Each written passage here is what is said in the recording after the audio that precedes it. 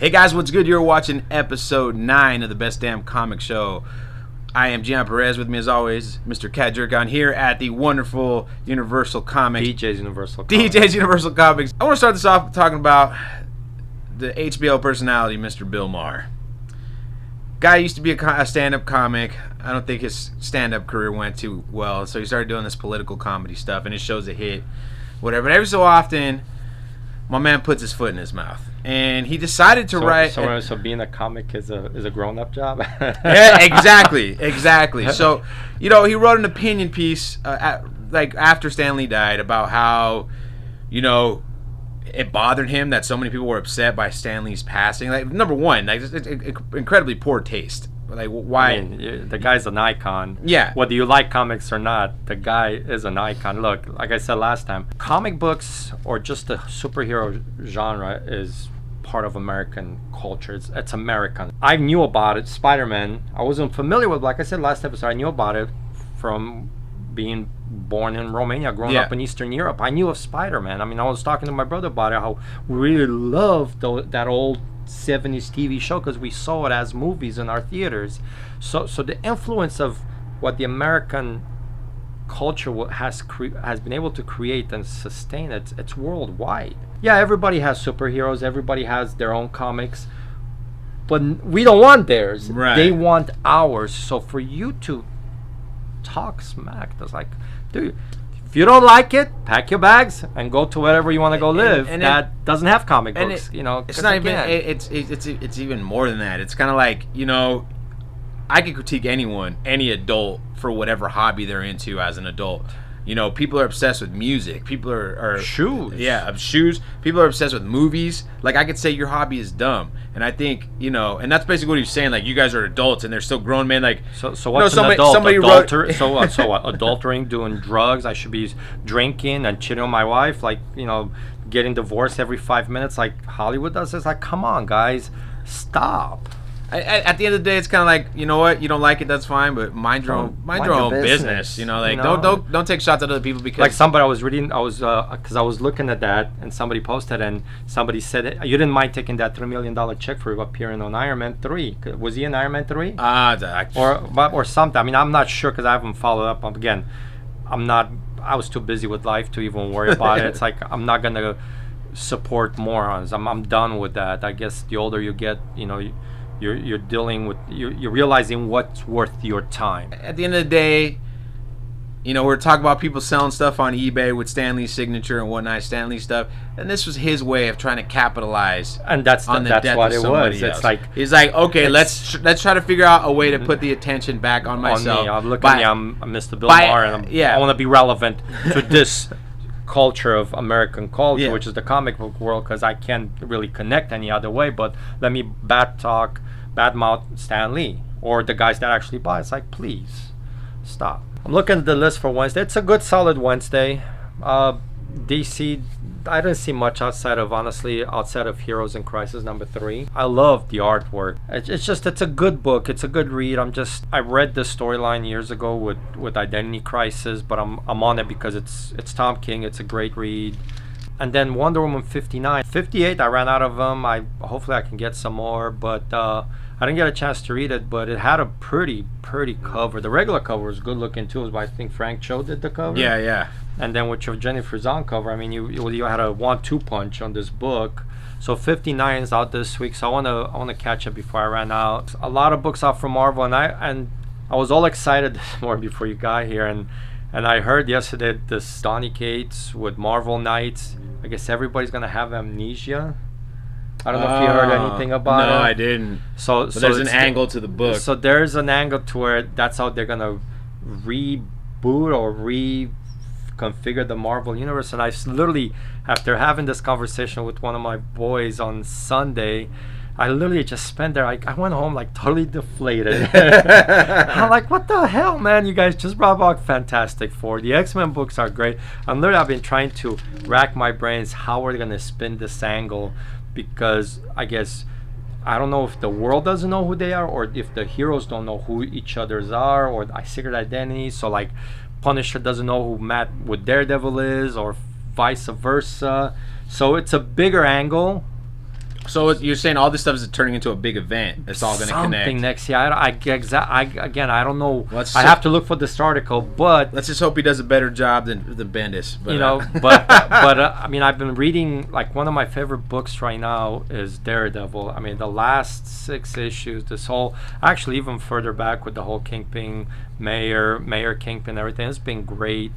And hearing good stuff about the show too, about the latest season. I haven't seen the last season, but everybody's telling me it's great, and my kid's seen it, and he says Bullseye's phenomenal. So, I'm reading that, and then you have Fantastic Four #4, which, after a wait on #3, we got 4, and I could have been an art delay on it, but 3 was so good, and with Marvel 2-in-1, you're seeing how they're solidifying the FF back in continuity and back in the Marvel universe, and how they're bridging that family gap again, which you only had Johnny and Ben, and now that they know the other 2 alive, they kind of, you can see the, well, how come you didn't tell me? But I've been loving the Marvel 2-in-1 book from issue 1, and FF's been really good. Old Man Hawkeye, man, the last couple of issues, and again you got Bullseye in it, and it's an older Bullseye, all psyched out and everything, and it's been a really good, solid read. I look at it this way, like, Bullseye was already fucked up. Oh, he's more, So as a post-apocalyptic Bullseye, it's phenomenal. He's thrown down. Marvel seems to have a niche of picking these young writers, sitting them down, figuring out what they want to do, and work it out to where we're getting such a better product week after week after week. Going back to what's coming out, you got Return of Wolverine #3, and it's been solid. I mean, the angle of how they're bringing him back, and the explanation of why his claws glow, looks like he might have it's a new power, right? Is it a new power? Is he part of? Does he have a fraction of the Phoenix Force? Because they play back to the Jason Aaron storyline where Logan in the future, he is the Phoenix, and he's got the claws. So that's a cool twist, because at first I'm like, what the hell is glow in the dark? But if they're gonna throw that Phoenix angle to tie it in with what Jason Aaron did in Thor, I mean, I'm all along with it. And Darth Vader, man, that last issue was just, there's so much wickedness in that book. It's such a solid, like, you're rooting for Darth Vader, and he's a bad guy. He's destroyed the Jedi Order. I mean, you're looking at this read, and it's like, oh my god, I can't wait for another issue of Darth Vader to come out. But yeah, it's a solid week. All right, well, this week's variants, I got 5 of them for you. Technically 4 plus an extra cover on one of them. Batgirl 29, Josh Middleton cover.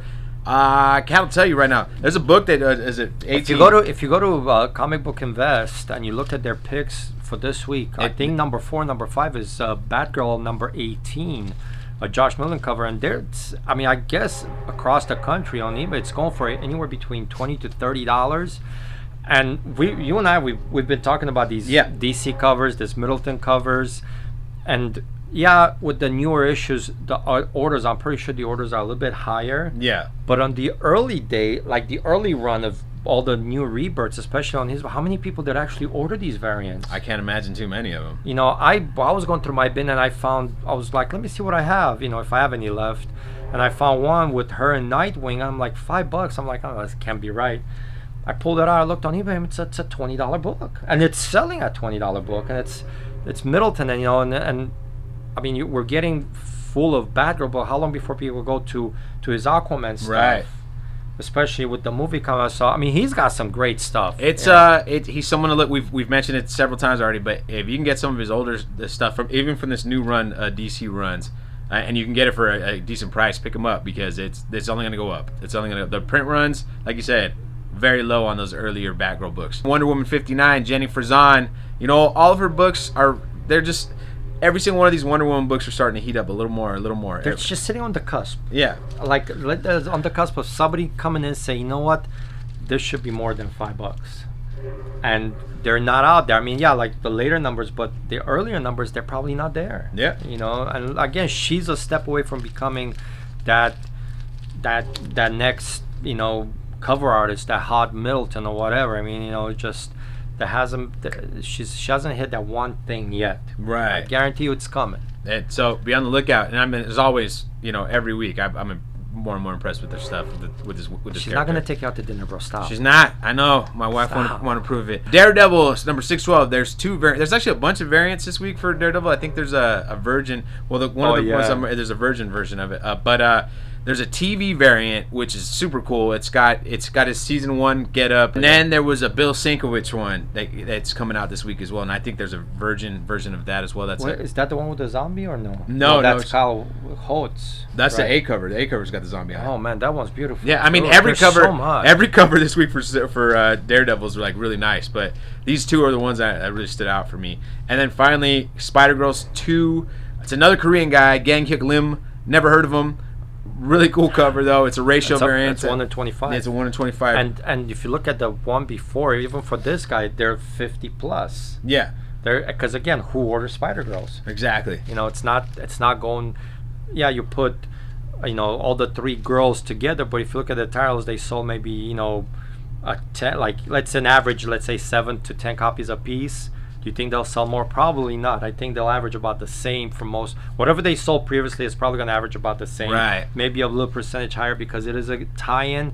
But again, you got to order 25 to get this one variant. Again, how many stores are going to order it? So what that means is grab it if you see it. Grab it if you see it. It's probably going to be hard to find because people are just not going to sell 25 copies of this book. Did you look at the Midtown to see? Already sold on Midtown for 30, but there's some for 30. Yeah, and they sold. You know what? By Saturday, by the weekend, it'll probably be a list of 50 plus book. 50 plus. So people are looking for at the variant game. I mean, I keep on saying we're gonna make a video, but we'll talk about it another week. But the variant game is a weird, fickle beast, and Cat will tell you. He knows from experience. It's, you know, you can buy it or you can make it. You know, it's dice roll. Absolutely, it's some covers make no sense. Other covers. They never make any sense. Some covers are like, why isn't this worth a ton of money? And then this other cover's like, why is this piece of shit worth so much money? So on and so forth. You can't win. You can't win. It's the game we play. I got it. You want it. That's the price, and that's the end of it. Don't ask me. Anyways, guys, that's gonna do it for us this week. Thanks for watching. You know the drill. Smash that like button, leave comments, let us know what you think. If you're watching this video because of the Instagram post and the Twitter post I put up, please make sure you comment with your Instagram or Twitter handle so that you can get a chance to win. Do they just show it on the Do they know? I haven't seen this video yet. So we're doing a giveaway this week, which is the Donny Cates Venom trade paper. It just came out. And like Gian said, all you have to do is leave your handle for both Twitter and Instagram. Well, a little more difficult than that. You gotta like the video. You gotta subscribe to the channel, and you gotta comment with your handle. That's three very simple steps. ABC. Take you less than 10 seconds to do so, and hopefully you watch the whole video. And if you finish it right now, I mean, thanks very much. We really appreciate it. Yeah, no. But Cat, take us away. Every week, support your local comic book store. Every Wednesday, go in, pick up your books. Don't let them sit on these books. His money's tied up. And again, just support everybody. Support print. Be nice to one another. Got nothing nice to say, don't say it. And you know what? Just read comic books. That is. It's a great place to buy Christmas presents. Exactly. Christmas around the corner. Yeah. Gift cards, whatever. Support your guys.